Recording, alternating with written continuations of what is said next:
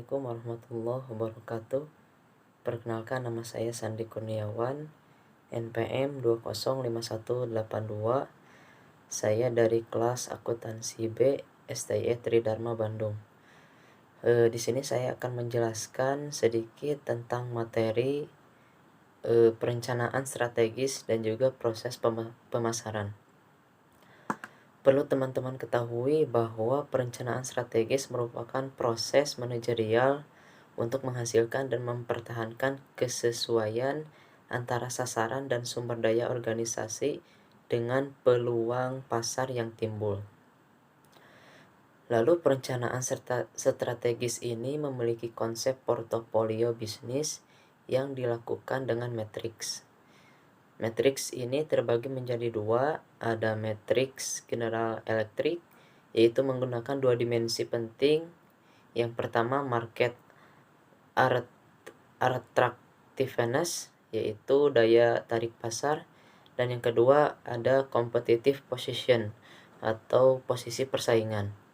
Dan yang kedua ada metric product life cycle, yaitu menggunakan fase-fase yang dimana dikelompokkan menjadi fase introduction, fase grow, fase maturity, dan fase decline. Lalu selanjutnya ada matriks BCG. Matriks BCG ini adalah suatu diagram yang dapat membantu berbagai perusahaan untuk menganalisis unit bisnis atau lini produk pada perusahaan mereka. Nah, terdapat 4 kuadran yang menjadi klasifikasi metrik BCG tersebut. Yang pertama ada SARS atau persaingan tinggi, yaitu pangsa pasar rendah namun tingkat pertumbuhan pasar begitu tinggi. Lalu yang kedua ada question marks atau ketidakpastian, yaitu pangsa pasar di mana pasar tinggi dan juga tingkat pertumbuhan yang juga tinggi. Lalu yang ketiga ada DOX atau bisa disebut juga dengan kurang menguntungkan atau profitabilitas negatif, yang dimana pangsa pasar rendah dan tingkat pertumbuhan juga rendah. Lalu yang keempat ada cash cows. Nah, ini bisa disebut juga dengan paling menguntungkan. Kenapa? Karena produk dengan pangsa pasar tinggi tetapi tingkat pertumbuhan cukup rendah. Lalu selanjutnya ada yang dinamakan dengan matriks Ansoff, yaitu matriks yang memberi petunjuk bagaimana cara mengembangkan produk yang kita miliki dalam strategi pemasaran. Nah, strategi pemasaran ini terbagi menjadi 4. Yang pertama ada market penetration. Nah, pada bagian ini produk sudah ada di pasar dan pasarnya pun sudah ada. Strategi ini merupakan strategi di mana dengan resiko rendah karena tidak perlu ada pengembangan produk. Lalu yang kedua ada product development. Nah, pasarnya ada tetapi produknya baru atau kita yang mengembangkan produk untuk ditawarkan kepada pasar yang ada. Lalu yang ketiga ada market development, di mana produknya ada tetapi pasarnya belum ada. Nah, untuk mengejar kesuksesan atau tujuan tersebut, maka harus diciptakan pasar baru. Lalu yang keempat ada diversification. Nah, strategi ini digunakan bila perusahaan ingin membuat pasar baru dengan produk yang baru juga. Lalu selanjutnya di sini ada proses keputusan pembeli. Nah, dalam proses keputusan pembeli ini ada 5 tahapan yang harus dicapai. Yang pertama ada pengenalan kebutuhan. Nah, kan kita sebagai pembeli misalkan sebelum membeli ada pengenalan dulu apa yang dibutuhkan oleh kita. Lalu yang kedua ada pencarian informasi. Nah, kita sebelum memiliki kebutuhan, mencari informasi dulu apa nih yang akan dibeli misalkan oleh kita. Lalu ada evaluasi alternatif. Lalu ada keputusan pembeli. Nah, di sini pembeli memutuskan antara membeli atau tidak. Nah, lalu yang terakhir ada perilaku purna beli. Lalu poin selanjutnya ada yang dinamakan dengan proses riset pemasaran. Nah, proses riset pemasaran ini terbagi ke dalam 7 tahapan. Yang pertama ada identifikasi masalah. Nah, di sini menjelaskan bahwa masalah dan membuat penjelasan tentang masalah apa yang akan dihadapi. Lalu yang kedua ada menggabungkan data. Yang ketiga ada prosedur sampling. Artinya menentukan sampel yang jumlahnya sesuai dengan ukuran sampel yang akan dijadikan sumber data sebenarnya. Lalu yang keempat ada data. Yang kelima ada analisis data. Yang keenam ada laporan. Dan yang ketujuh ada follow up. Nah, lalu di sini nih ada poin tentang langkah-langkah dalam segmentasi pasar, target dan posisi pasar. Nah, di sini dijelaskan bahwa ada identifikasi variabel yang tujuannya adalah mengembangkan profil.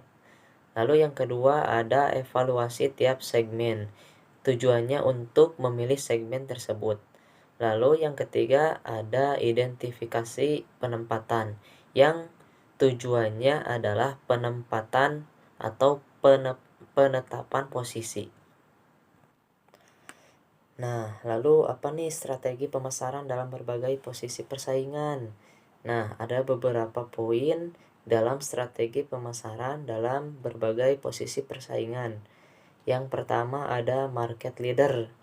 Market leader itu perusahaan yang diakui oleh industri yang bersangkutan sebagai pemimpin. Nah, market leader ini merupakan usaha untuk mempertahankan diri dari pesaing-pesaing yang dapat menggeser kekuasaan pasar yang dikuasainya. Lalu yang kedua ada strategi market challenger, yaitu perusahaan yang berusaha memperluas pangsa pasar mereka yang dalam usaha mereka berhadapan langsung dengan pemimpin pusat. Nah, terdapat dua hal yang paling penting dalam strategi penantang pasar ini, yaitu yang pertama menetapkan sasaran strategi dan lawan, dan yang kedua memilih strategi penyerangan. Lalu yang ketiga ada strategi market follower, yaitu perusahaan yang tidak mengusik pemimpin pasar dan hanya puas dengan cara menyesuaikan diri terhadap kondisi-kondisi pasar. Nah, strategi ini digunakan untuk mempertahankan konsumen dan memperoleh para pelanggan. Lalu yang terakhir ada strategi market niche, yaitu perusahaan yang khusus melayani sebagian pasar yang diabaikan, lalu perusahaan besar, dan menghindari bentrok dengan perusahaan besar.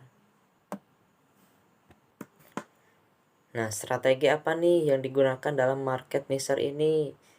Nah, strateginya ada dua. Yang pertama, ada gagasan pokok yang disebut spesialisasi.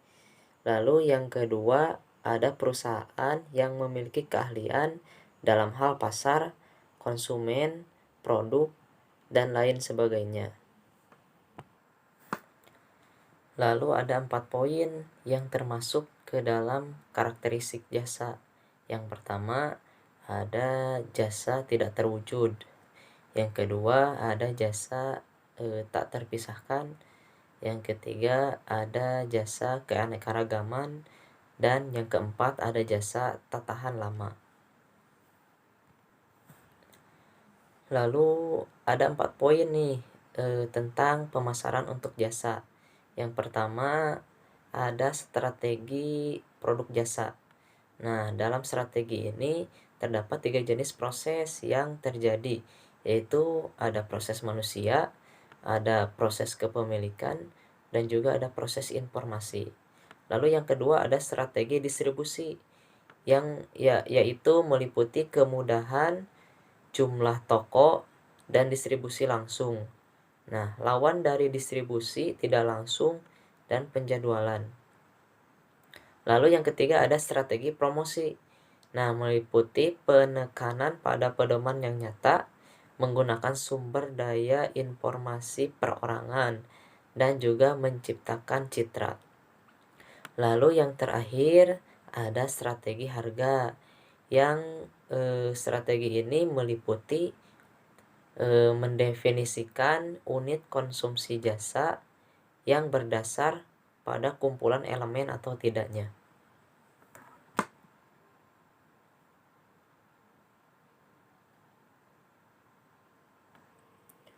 Lalu yang selanjutnya ada analisa struktur industri. Nah, dalam industri tersebut pasti ada kaitannya dengan pembeli, pemasok, produk pengganti, dan bahkan pendatang baru yang nantinya akan bersaing dalam industri tersebut. Lalu setelah itu ada yang dinamakan dengan strategi generik. Nah, dalam strategi ini terdapat 3 strategi generik yang diyakini dapat digunakan untuk mencapai keunggulan bersaing, yaitu yang pertama keunggulan biaya, diferensiasi, dan fokus biaya maupun fokus diferensiasi.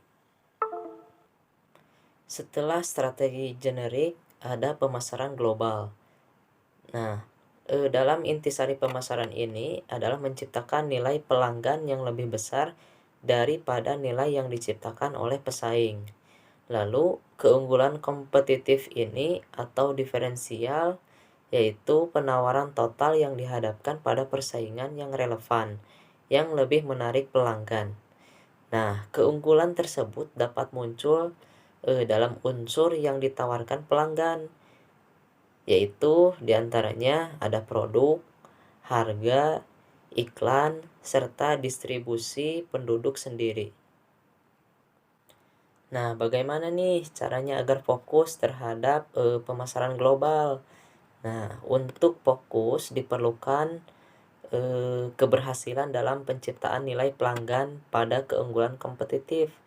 Nah, bisa dari pemasaran domestik ke pemasaran global atau transnasional, bisa juga pemasaran domestik, bisa juga pemasaran ekspor, bisa juga pemasaran internasional, bisa juga pemasaran multinasional, dan juga bisa juga pemasaran global atau transnasional. Terus ada juga nih kekuatan yang dapat mendorong dalam pemasaran global. Yang pertama ada kebutuhan pasar yang tinggi. Yang kedua teknologi. Nah, dengan berkembangnya di zaman ini, maka teknologi menjadi salah satu pendukung yang dibutuhkan dalam pemasaran global. Lalu yang kedua ada biaya. Yang keempat ada mutu.